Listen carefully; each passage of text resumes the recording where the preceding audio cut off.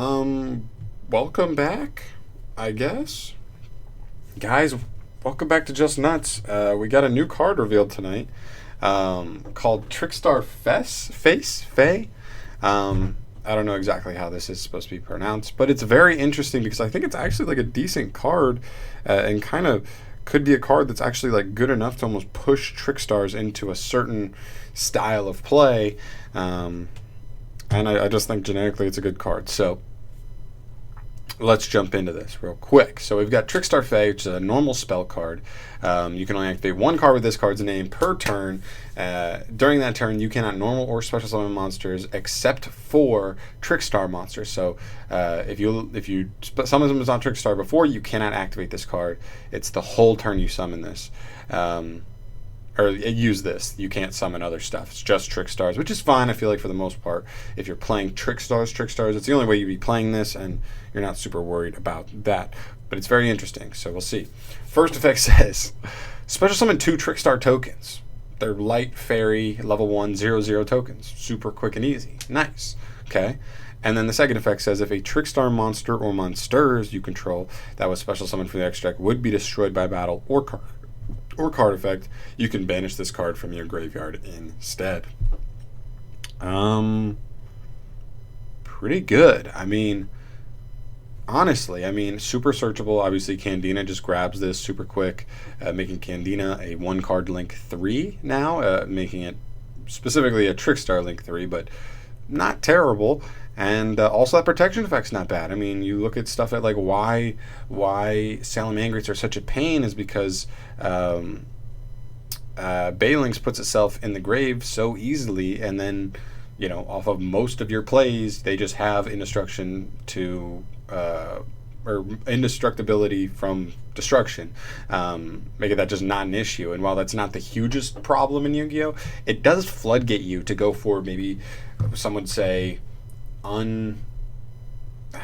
just less quality plays, more awkward plays to get there. And then maybe if you have a Veiler and somebody tries to go, okay, I'm going to go Unicorn to get rid of your monster instead of, you know, destroying it, and then you just Veiler the Unicorn, and if they can't beat over you, they probably might be in a really awkward situation, right? So there's other things like that. Trickstars have always been able to play a high amount of hand traps and other just kind of anti-meta cards. I think this is pretty good, honestly. I'm not sure. We'd have to look specifically at like what Trickstar links are really that great. I mean, Holly Angel's fine, but as far as I remember, I don't believe any really. I mean, I guess Crimson Heart's okay. Holly Angel's fine.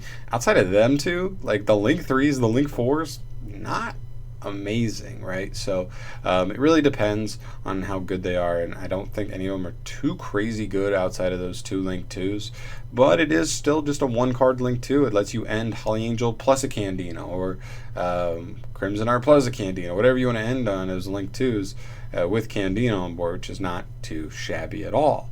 And then the protection effect, as always, can be pretty good. I wish it was Trickstar monsters in general, not specifically special summon from the extra deck, because it does kind of make you forced to do that. Or if you really want to protect a Candina, really want to protect a Lycris, a Corbane, whatever it is, you can't. Lilybell, you can't really protect those. You have to protect only the big ones. So it's all right. I still think it's a good card, and I'm curious to see if this will help make up for the fact that we lost consistency in light stage, and a lot of people were just kind of fearing, like, is the deck dead?